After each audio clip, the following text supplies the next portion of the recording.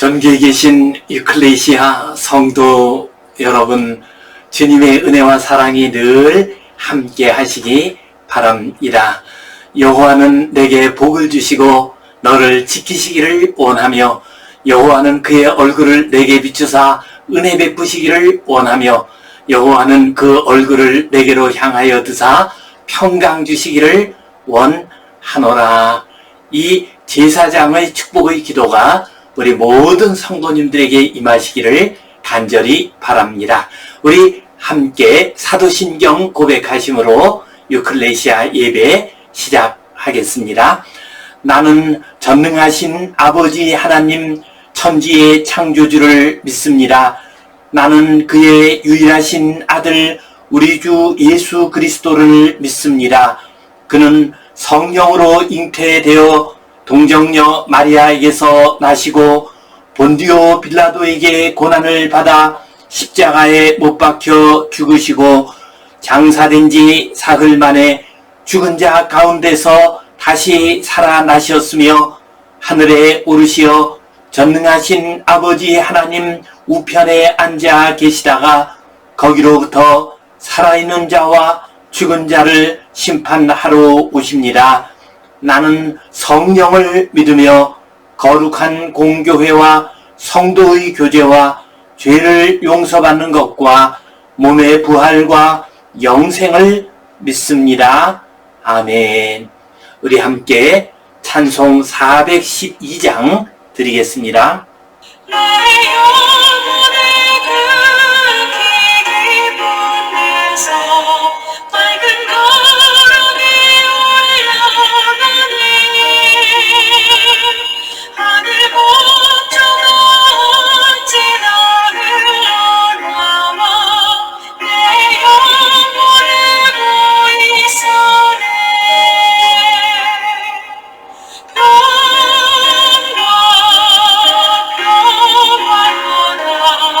Father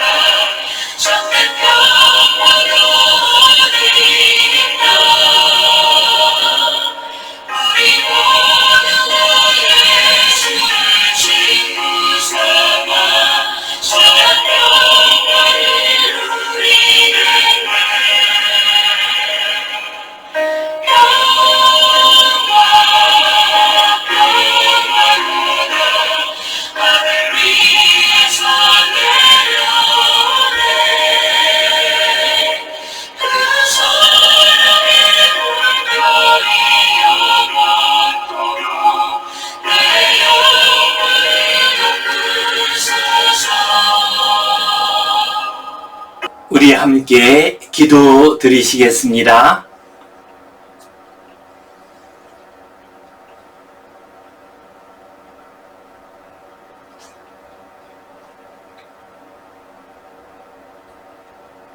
하나님 아버지 은혜에 감사합니다. 오늘도 우리에게 복된 날 허락해 주시고 주님 앞에 나와 예배하게 하시니 감사합니다. 주님, 우리의 예배를 받아 주시옵소서.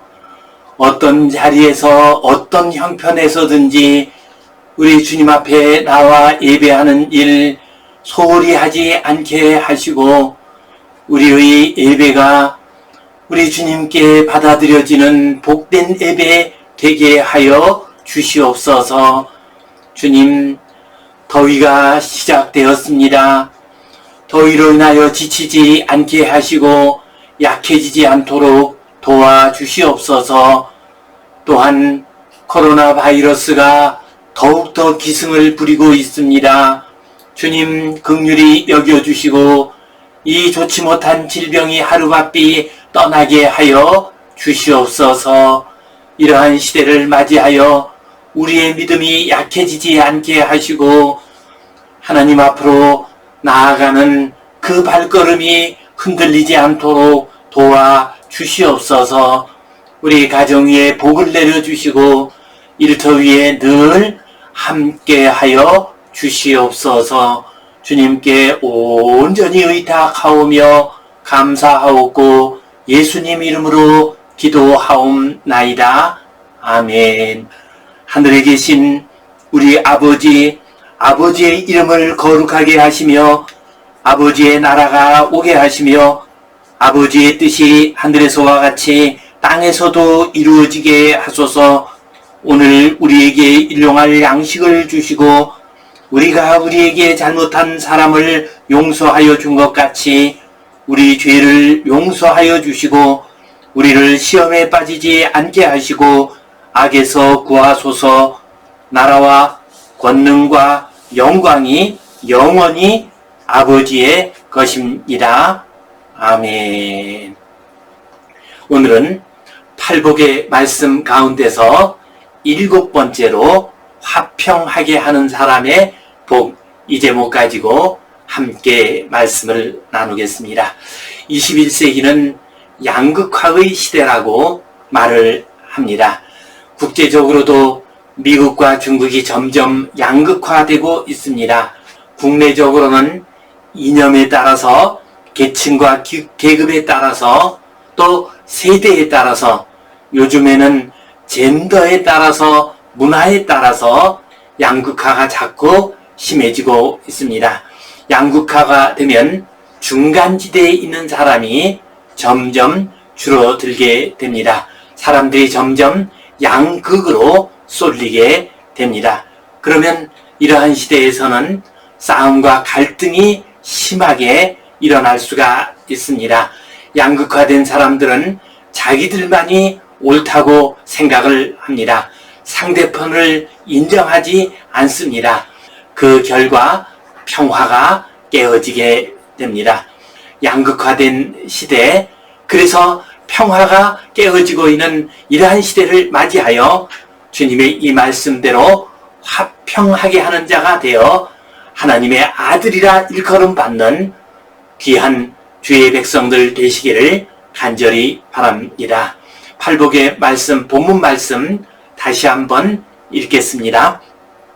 심령이 가난한 자는 복이 있나니 천국이 그들의 것이며 애통하는 자는 복이 있나니 그들이 위로를 받을 것이며 온유한 자는 복이 있나니 그들이 땅을 기업으로 받을 것이며 의에 줄이고 목마른 자는 복이 있나니 그들이 배부를 것이며 긍휼히 여기는 자는 복이 있나니 그들이 긍휼히 여김을 받을 것이며 마음이 청결한 자는 복이 있나니 그들이 하나님을 볼 것이며 화평하게 하는 자는 복이 있나니 그들이 하나님의 아들이라 일컬음을 받을 것이며 의를 위하여 박해를 받은 자는 복이 있나니 천국이 그들의 것임이라. 오늘 본문 말씀에 나오는 화평하게 한다라고 할 때 이 화평이라고 하는 말이 히브리어로는 샬롬이고 헬라어로는 에이레네입니다. 샬롬이라고 하는 말은 좋은 관계라는 의미입니다. 곧 하나님과의 좋은 관계, 사람들 사이의 좋은 관계, 이것이 샬롬입니다. 이 샬롬이 이 세상에서 가장 좋은 것입니다. 그래서 옛날 히브리 사람들은 평화가 임하기를 바랍니다 라는 의미로 샬롬이라고 인사를 했습니다.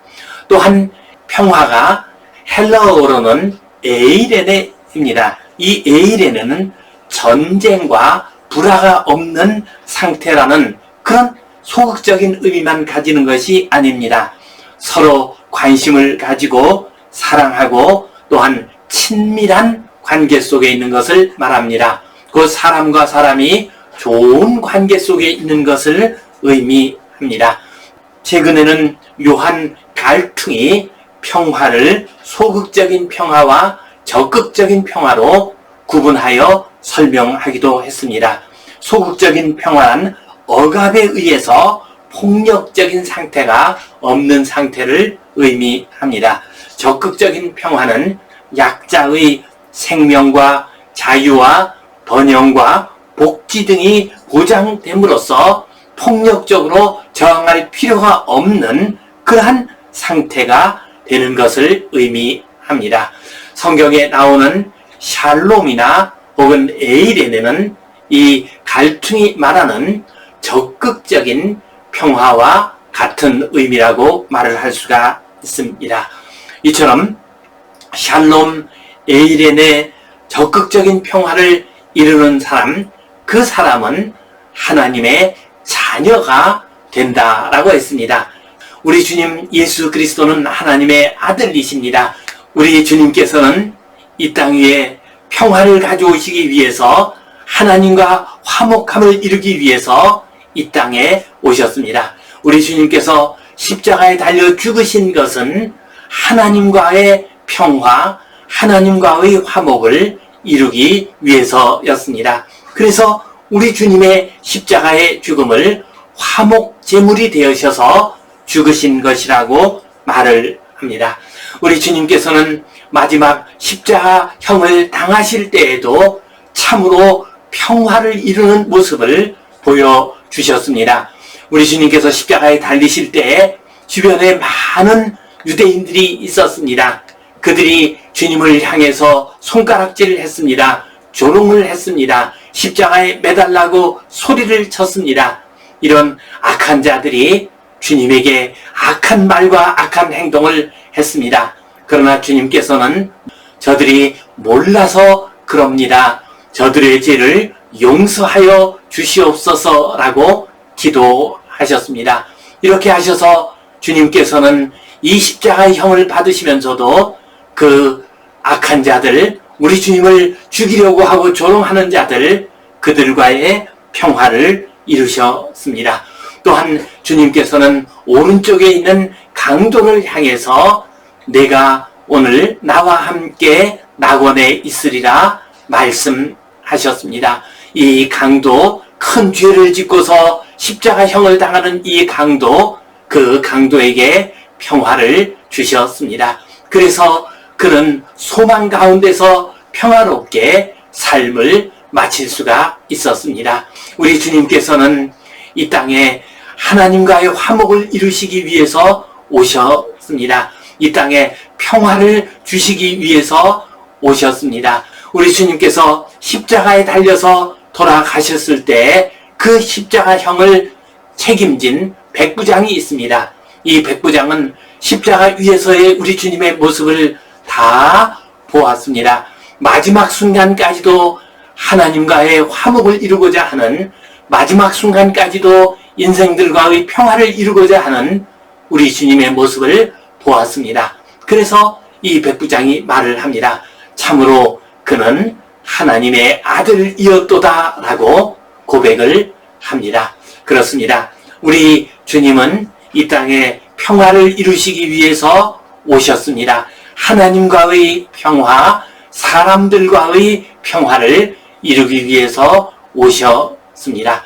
그래서 우리 주님은 하나님의 아들이십니다. 우리들 역시도 다툼과 불화가 가득한 이 세상을 살아가면서 평화를 이루어야 합니다. 그때 우리는 하나님의 자녀가 되는, 하나님의 아들이 되는 그러한 복을 받게 될 것입니다. 화평하게 하는 사람의 복을 받아 누리는 귀한 성도님들 되시기를 주님의 이름으로 축원합니다. 오늘 이 말씀 가지고 우리가 기억해야 할 것 두 가지를 생각해 보겠습니다. 먼저 우리는 평화를 만드는 사람이 되어야 하겠습니다. 사람들은 누구나 다 평화를 원합니다. 불화하고 갈등하고 싸움하는 것을 좋아하는 사람은 아무도 없습니다. 그러나 평화를 만드는 일에는 소홀한 경우가 많이 있습니다. 오늘 본문 말씀을 보면은 화평하게 하는 자라고 했습니다. 이 화평하게 하는 자라고 하는 이 말이 헬라어 원어로 보면 에이레노 포이오입니다. 곧 에이레노를, 평화를 포이오하는 사람, 만드는 사람이라는 뜻입니다. 그래서 영어 성경으로 번역을 할 때는 피스 메이커라고 번역을 했습니다. 화평하게 하는 자라는 의미는 단순히 평화를 좋아하는 사람이라는 의미만 가지는 것이 아닙니다. 그것보다 더 큰 의미가 있습니다. 평화를 좋아할 뿐만 아니라 평화를 사랑할 뿐만 아니라 적극적으로 나서서 평화를 만드는 사람, 그가 바로 화평하게 하는 사람입니다. 어떤 사람이 화평하게 하는 사람이 될 수가 있을까요? 상대방의 가치를 인정해주고 상대방을 받아들이는 사람이 화평하게 하는 사람이 될 수가 있습니다. 상대방의 소중함과 상대방의 가치를 인정하지 않게 되면 평화가 깨어지게 됩니다. 우리 인간들은 누구를 막론하고 다 인격적인 대우를 받고 싶어 합니다. 그러므로 우리가 평화를 이루고자 하면은 상대방을 인격적으로 대우해 주어야 합니다. 설사 죄를 지은 사람이라 할지라도, 악을 저지른 사람이라 할지라도 그 죄에 대해서는 책망하고 악에 대해서는 비판한다 할지라도 그 사람은 받아 주어야 합니다. 그의 인격은 인정을 해 주어야 합니다. 그때 평화가 이루어질 수가 있습니다. 아무리 좋은 사람이라 할지라도 상대방이 배척하면은, 거절하면은 평화가 깨어지게 되는 법입니다. 우리는 그러한 모습을 사무엘상 25장에서 찾아볼 수가 있습니다. 다윗이 사울 왕에게 쫓겨서 이리저리 도망 다니고 있을 때입니다. 그가 나발의 집 근처에서 지냈습니다. 그러면서 나발이 양을 기를 때 이 양들을 악한 짐승이 공격하지 못하도록 막아 주었습니다. 또한 다른 도적들이 이 양을 훔쳐가지 못하도록 늘 지켜주었습니다. 이제 양털을 깎는 날이 되었습니다. 양털을 깎게 되면은 큰 잔치가 벌어지게 됩니다. 양털을 깎으면은 마치 추수를 하는 것과 마찬가지여서 큰 돈을 벌 수가 있습니다. 그래서 양털을 깎는 날이 되면은 잔치가 벌어지게 되고 또한 많은 사람들에게 후하게 대접을 합니다. 평소에 이 나발의 양떼를 돌보아주고 지켜주고 보호해 주었던 다윗이었습니다. 그래서 이제 양털을 깎는 날이 되었을 때 자기들에게도 먹을 것을 좀 달라 하고 요청을 했습니다. 그런데 이 나발이 그것을 거절을 했습니다. 그 은혜를 잊어버리고서 거절을 했습니다. 그러자 다윗이 분노하게 됩니다. 그래서 그의 부하들과 함께 나발을 죽이러 왔습니다.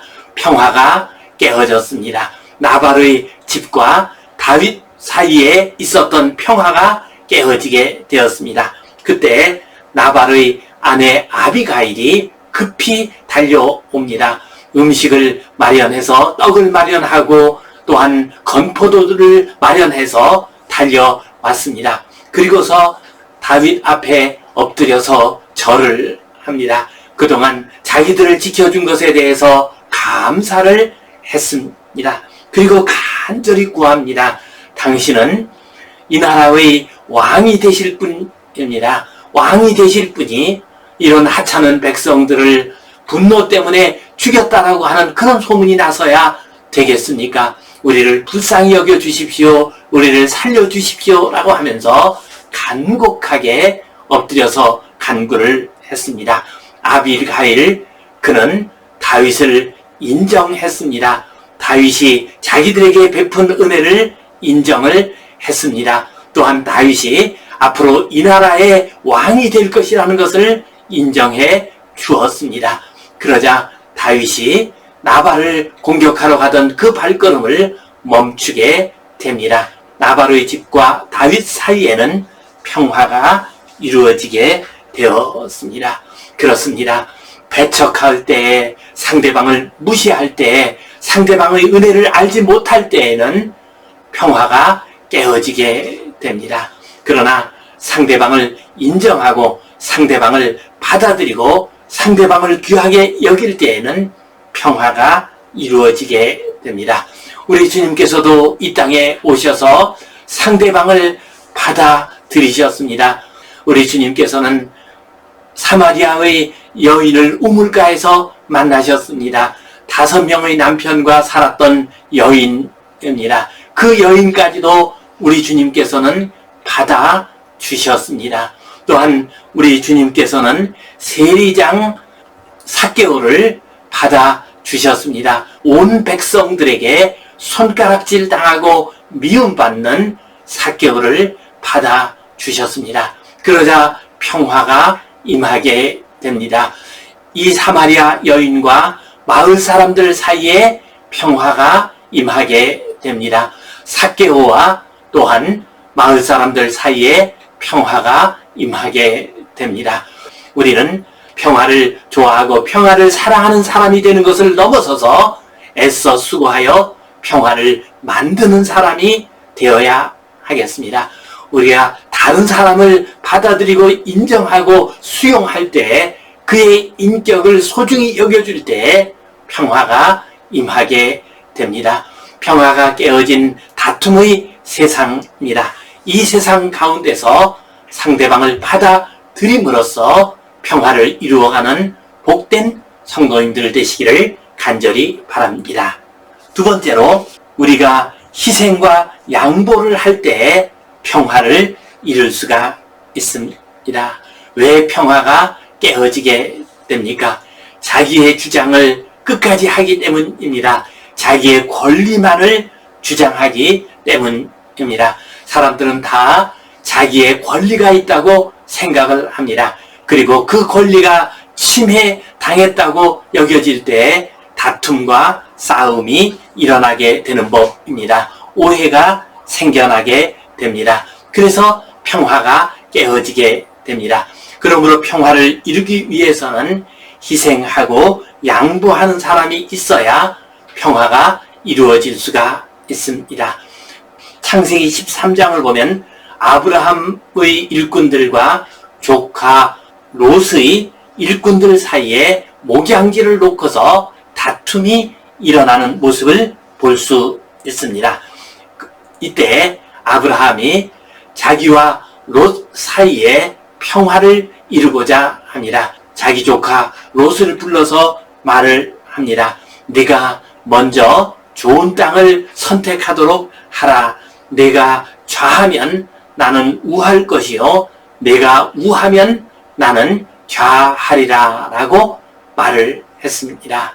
이처럼 아브라함은 자기가 아저씨임에도 불구하고 젊은 롯에게 좋은 땅을 양보를 했습니다. 그래서 아브라함은 롯과 평화를 이룰 수가 있었습니다. 그렇습니다. 우리가 평화를 이루려면 양보해야 합니다. 평화를 이루려면 희생해야 합니다. 평화를 이루려면 내려놓아야 합니다. 그러나 희생하고 양보하고 내려놓는 것은 쉬운 일이 아닙니다. 그것은 손해보는 일이 됩니다.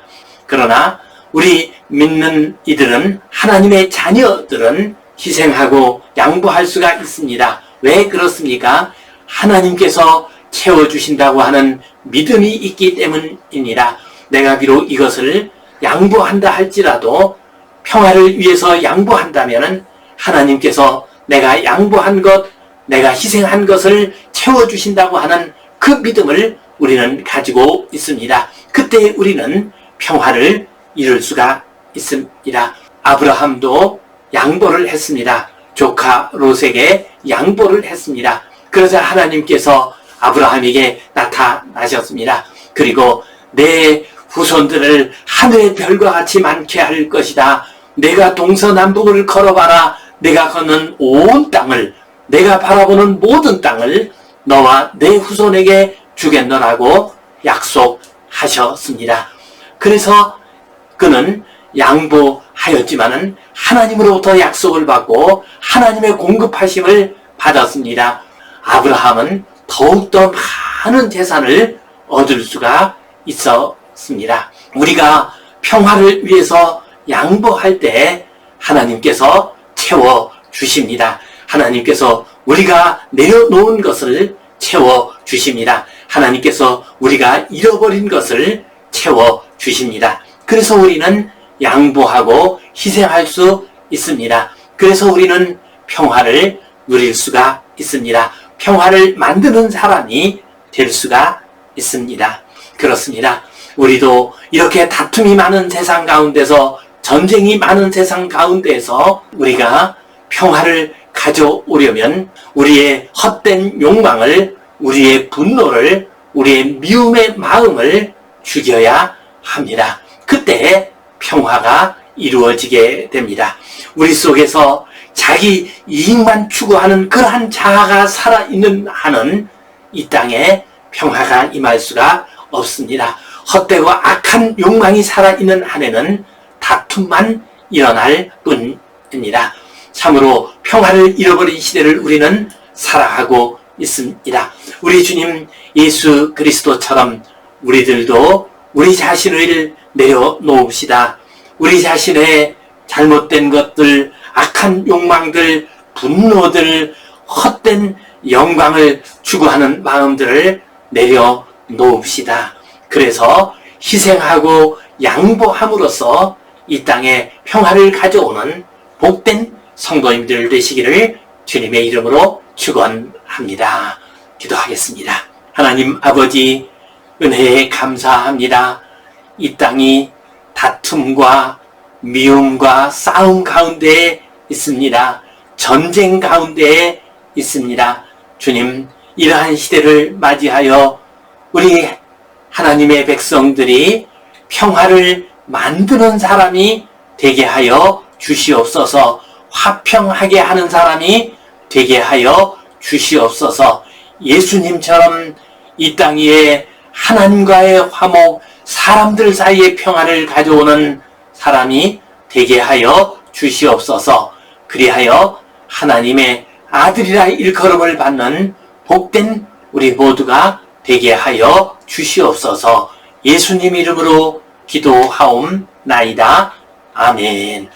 이제는 우리 주 예수 그리스도의 은혜와 하나님 아버지의 크신 사랑과 성령님의 감동, 감화하심, 교통하심, 위로하심, 회복하심의 역사가 화평하게 하는 자는 복이 있나니 그들이 하나님의 아들이라 일컬음을 받을 것임이요 라는 이 말씀대로 화평하게 함으로 하나님의 아들이라 불리우기를 소원하는 모든 주의 백성들 위에, 이 땅 위에 있는 모든 교회들 위에 이제로부터 영원토록 함께 하시옵기를 간절히 축원하옵나이다. 아멘.